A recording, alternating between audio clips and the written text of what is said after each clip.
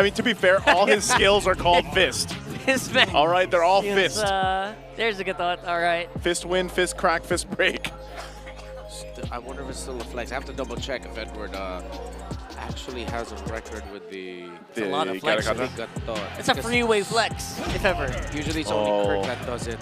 I guess the. Man, okay, so it's a XP Hilda, Rome Tigrio.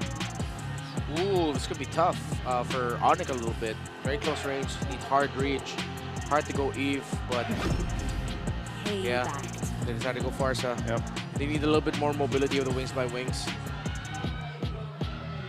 Last pick. And for the mid, I would say, sorry, for the, we're not sure. We're not sure. This 100% a Renegade pick. This think was it's a Renegade pick. Okay. CC? Yeah, that's fine. Not much else, right? CC and Edith. All right. Ooh. Also a classic Edward pick. I like it. Yeah, last season, these are the two teams that played Edith the best. Edward for Aurora and Kurt for ONIC Philippines. And before, there was a point in the grand finals where it became like a big Edith trade of like who gets this hero and I remember. Yeah. It was Edith that tossed back and forth throughout that series. Like, okay, you get it now, I will get it back. Oh, look, we're in the game 7. And when that happens, it feels like they're just the only two teams that do it, right? None of the other teams actually do, so love to see that Edith right here. And now we are on game number 3. Now, who do you guys think came out on top there? Let us know in the comment section. Maybe we can try to figure out some logic to these. No one really won out on the draft for me. I don't know about you guys. I'm liking the damage output of ONIC Philippines more. Yeah. But knowing Aurora, if they don't slip to the point where they lose a really big lead, their late game is something that ONIC might have a very difficult time dealing with. There you go. Load up in the game number 3 here. It's going to be a fun one for sure. They're getting started right away. It's ONIC Philippines versus Aurora. Close up. Yeah, this is a very close fight, honestly. Yeah, for me, in terms of the draft, I just think I'm going to have to lean towards Aurora. I like what they have. I'm a believer in Demon Kite's Lucas. What has he been able to do? He still has a good front line to allow him that space, and that's been the kind of the secret sauce to making the Lucas jungle work. That's Edward and also Renegade here that can play that front line for him. New Demon Kite signature pick maybe coming in. Maybe. Maybe force out some bans. I mean, got forced out of the ban last game. It had a solid impact on his pool, on the way that Aurora actually played here. Yep. Similar to, I believe it was Kirk in game number 1. Now this time it's Edward picking the pull yourself together for the Edith so that they can get the quicker access onto the flicker. That's going to be a big tool for making sure the Ediths can survive or even set up. Keller aggressive in lane now, going to get taunted and pressured. But it's been Domikite who's getting the brunt of damage from Keldra.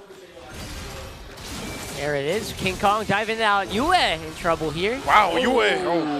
Oh, he is taking a little bit of damage. It's going to be fine. Had to pop the Purify and the regen too. He will survive.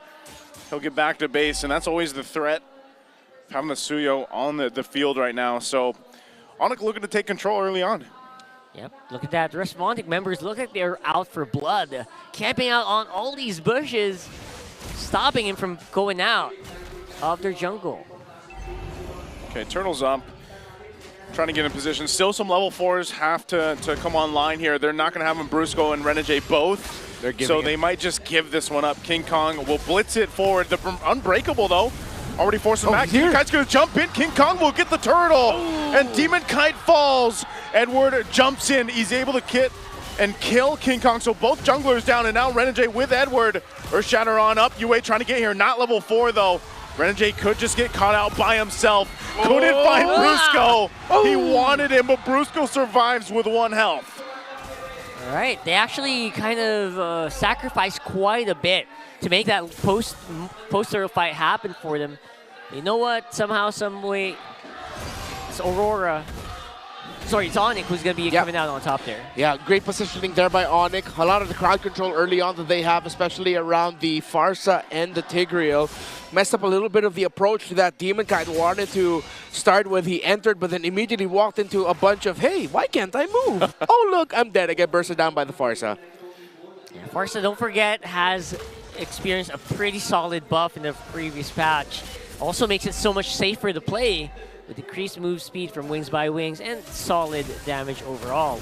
So, a very reliable mid laner now in the hands of Super Friends can really affect how this early to mid game is turning out for ONIC. Yeah, the early game window for Aurora is still quite open though. Yeah. Although ONIC has closed it like halfway. One more win like that and that shuts it down completely. Kirk a little bit more confident now in lane, handling the Edith very well. Great. How ONIC have been playing around the shrubs for a good amount of this game so far has been great. They're out-rotating Renegade and Yue right now. The early trade with Yue in the mid lane, forcing him to go back early, meant that they got a little bit more time to take control of the key shrubs in the rotation. So ONIC Philippines so far have been taking control of this game very well. Yeah, it feels like they're on security mode, right? They're making sure that no one can pass through this river. No one shall check vision. And that's actually giving a lot of free space to everyone else. Turtle's up now. We'll see if Demon Kite has a better time jumping into this one. He got pretty much just blasted the last turtle. There's the flicker. Brusco jumps in with the implosion. He's going to be able to find Edward. Edward already gone. Now Aurora looking to see if they still want to cap out the turtle. Kirk on the backside too. King Kong just goes in, gets the turtle under the hands. Then now Renegade on the run. Demon Kite in trouble too. Tries to get away, but Kirk will find him. Already a killing spree for Kirk. And now under the tier 2, Aurora. They're in trouble. They will have to go back. They lost a whole lot of that turtle fight. Whoa, Kirk's enhanced basic attack from being able to use skill 1 locked in just in time for Demon Kite. So Demon Kite dashed out and it looked like Kirk was like, whoa, why are you connected to that, Lucas? Why is that basic attack homed in on that, Lucas? Well, that's because he was able to press it before the dash animation was committed. So yeah, what we talked about earlier, the window for the early game for Aurora has been closed. Good call right away. Once Brusco saw Edward, they acknowledged, okay, that's the major problem for us in the early game. We take it down now, and there's a high chance we win the fight. Great call by ONIC. Oh, Demon Kite 1v1 with King Kong. Call here. Blasts him, but King Kong gonna be fine.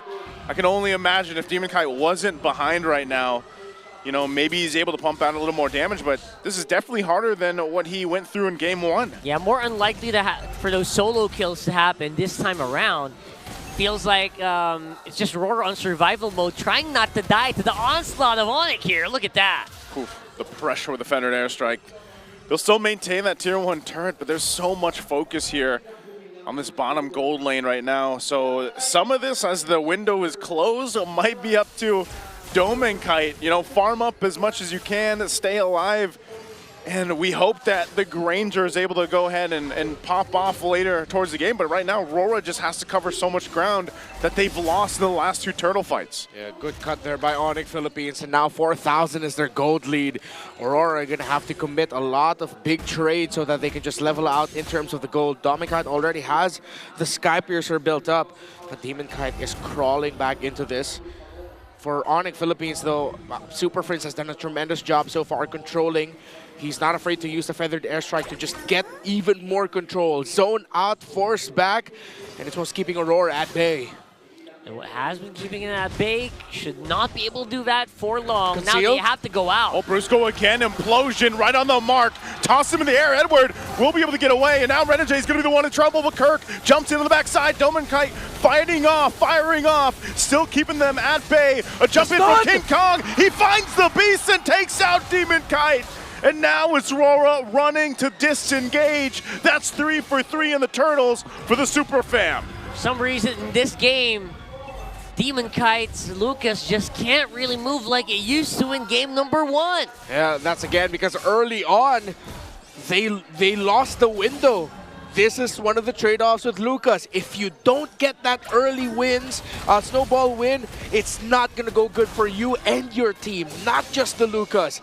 and all the crowd control that ONIC has, they've been man-marking very well. They've marked Edward as, okay, we'll start on him. We can't take him down. Next guy is Demon Kite. And look at Super Friends just adding to that point. Actually, that's true. We've been seeing a lot of TKOs in this game, right? Yeah. You're not really dead, specifically happening to Edith as well as Demon Kite, but you can't fight either. So you're forced to back off either way. Trying to hold down that midline. Hold on to a turret. This is the artillery that we see from Super Prince every time he gets his hands on that Farsa. You know, I said this at the beginning of the game. I was like, man, you know, Demon Kite, he makes me believe in the Lucas jungle. Right now, I'm eating my words because it's not looking too hot for Demon Kite in this matchup. Now 6,000 behind and almost the 9-minute mark. That is not going to be a good first Lord take or contest for Aurora. 100%. That's why I'm still a Lucas jungle hater. Of course. It's just not as consistent as you want to be. It's really good when it gets rolling. Oh, but the question is, can you get it rolling? He's going to go ahead and find multiple members from ONIC. Not going to actually be able to do anything, though. So, really, ONIC will just grab what they can. Lord's up here in 20 seconds. That's going to be it for that push. Now we're going to be in a little bit of a lull here, but 7,000 gold lead for ONIC at a 9-minute mark. Their GPM must be off the charts right now. Yeah, King Kong's getting close to hitting level 15 around the 10-minute mark. Back to the form that we know them to have. That's right. Dominating has ONIC been. After losing that game number 1, getting dominated by Aurora, they have clapped back. Ooh. Look at that gap, 3,000 gold gap against the Lucas for King Kong. I don't think you're going to be able to really play, you know, right now, at least until you get 5 minutes more maybe on the Lucas, or you just hope you have an amazing base defense, as Lord is now secured so easily for King Kong and ONIC Philippines. Yeah, they waited to take it. They let the 940 minion wave come out first. They want the Lord to come out at 10-10. They said, okay, we don't have the right position and timing just yet for the Lord to come out. This gives ONIC a little bit more time to position around the map before the Lord comes out, and they will probably take down a lot of turrets on the side of Aurora. Demon Kite only level 11, still only up to a Malefic Roar. Kelra level 12 just built up the Holy Crystal. 3 items already locked in. That's a lot of damage coming out from this Harith. King Kong level 15. Demon Kite, level 11, who just built up the War Axe. Yep, this is a Kelra that has been left in the kitchen, as they say in the Philippines. Left in the kitchen for far too long, and now that Harith is gonna hit like a tank. So he's been cooking. Is that why? Is that the same?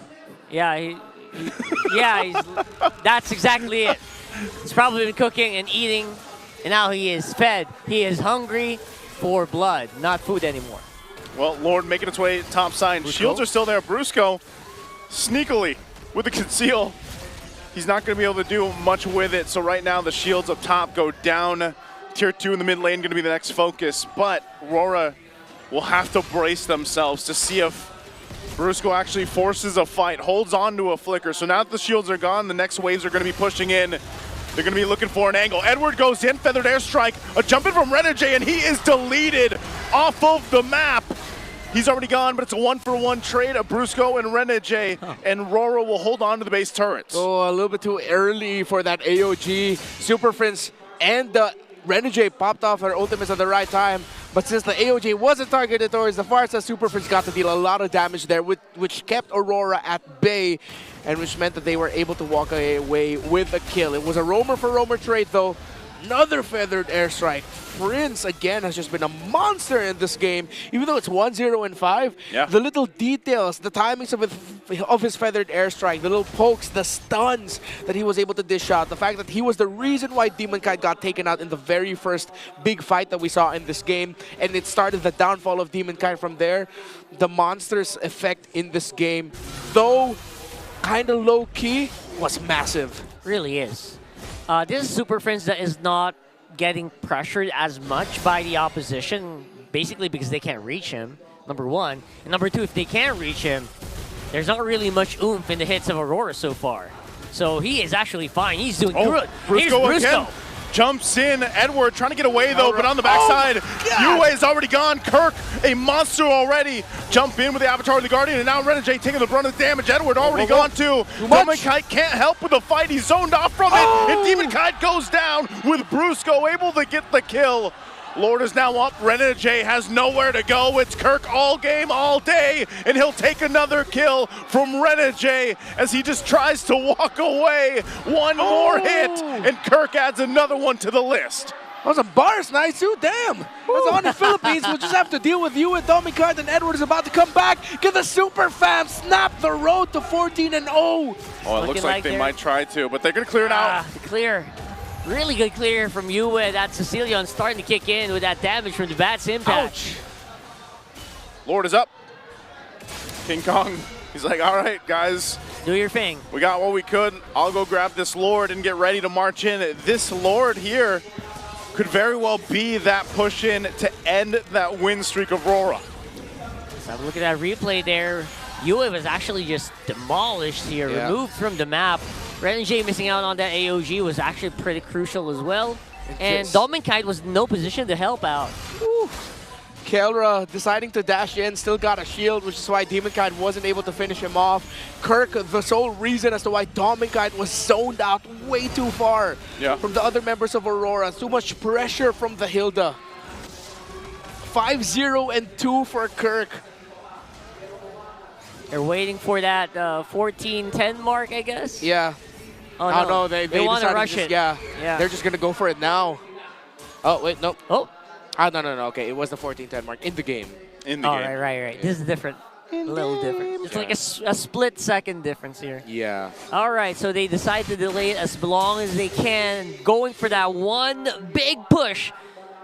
And these towers are not built and equipped for this kind of a push, especially with a big lead, 12K to 6K on our junglers. Oh my goodness. What a way to face down the streak right now. 14,000 gold behind at almost a 15-minute mark. Yep. That's not the 14 you wanted if you're Aurora. You wanted the 14-0, not a 14,000 gold deficit as they get ready to defend against this Lord push. A fully locked-in ONIC Philippines lineup. Conceal. Renegade's already going to pop the conceal, holding them up in the front side. Demon Kite is in trouble from Kirk. They pull the Lord to the side. They're going to try to clear out the waves. Brusco jumps in and implosions. Super Prince is there too, laying down the artillery strikes, and Edward's going to be gone. Kelra firing off his own force. He'll be able to find Demon Kite, and he stays alive, and that's it. No win streak for Aurora, as ONIC Philippines will win the series 2-1. The streak is over, at least for Aurora. It is ONIC